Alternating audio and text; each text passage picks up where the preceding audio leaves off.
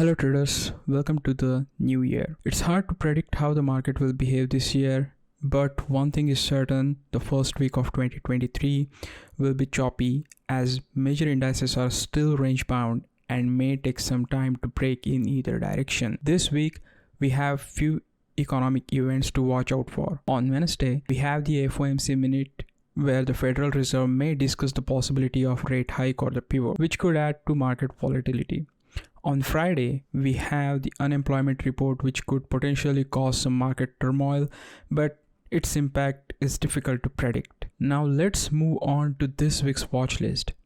The Nasdaq index is stuck within the range between 11,993 to 10,779 and is likely to stay within that range until the end of this week. This choppiness may not be ideal for the swing trade, but it could give you some good opportunity to take a quick scalp trades. On the other hand, the S&P 500 has a wider range than Nasdaq, ranging from 4132 to 3808, but the downside range has a potential to slip even further to 3703 or 3590 level. The chart setup for the S&P 500 is very similar to that of Nasdaq, so except some choppiness over there as well. The dollar or the US dollar index is holding on to a cup formation and appears to be range bound between 103 to 105, which further confirms the market sideways movement. There are few stocks with the setup that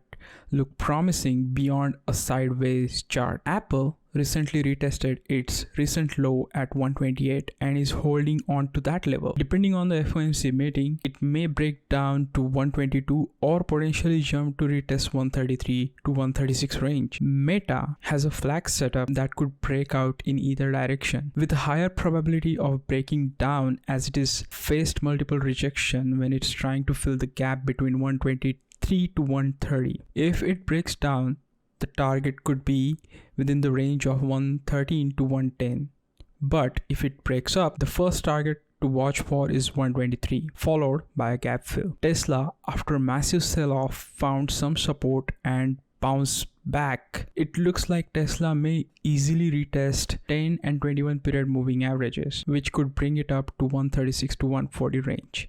However, be aware that as it moves towards 150 level, it may face a strong resistance and potential rejection around 165 to 167 level. CrowdStrike is the other one which has a sharp falling wedge which could lead into a bullish breakout and potentially take it to retest the 118 to 120 range. Now coming back to MongoDB. MongoDB has a definite setup with a flag formation that suggests it may break north.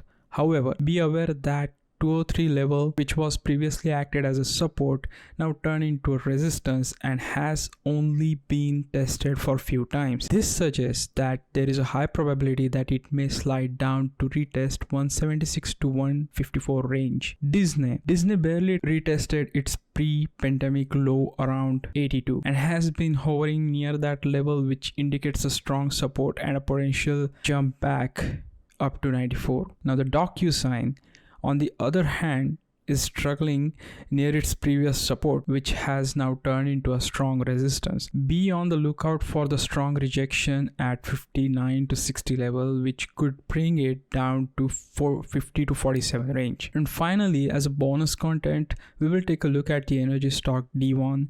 The energy sector in general is showing some bullishness, but it still has long way to go to reach the highs we saw in mid 2020. D1 Energy is currently consolidating within the support range of 63.15 to 59.10, which may give it the momentum to retest the 200-day period moving average at 64 to 65, which is previously defended quite strongly. Now that's it for this short video. As I said earlier in this video, that market will be choppy going into the next week, plus we have FOMC meeting and at the end we have jobless claims on Friday, so this will give nice volatility, plus we will have only 4 days for trading, so that will add a low volume high volatility situation, which will be quite difficult to take a trade on or find a good setup on. But if you enjoy the information presented in this video, please consider subscribing to the channel. Follow me on Twitter for more stock related updates. Thank you for watching and have a happy new year. Bye.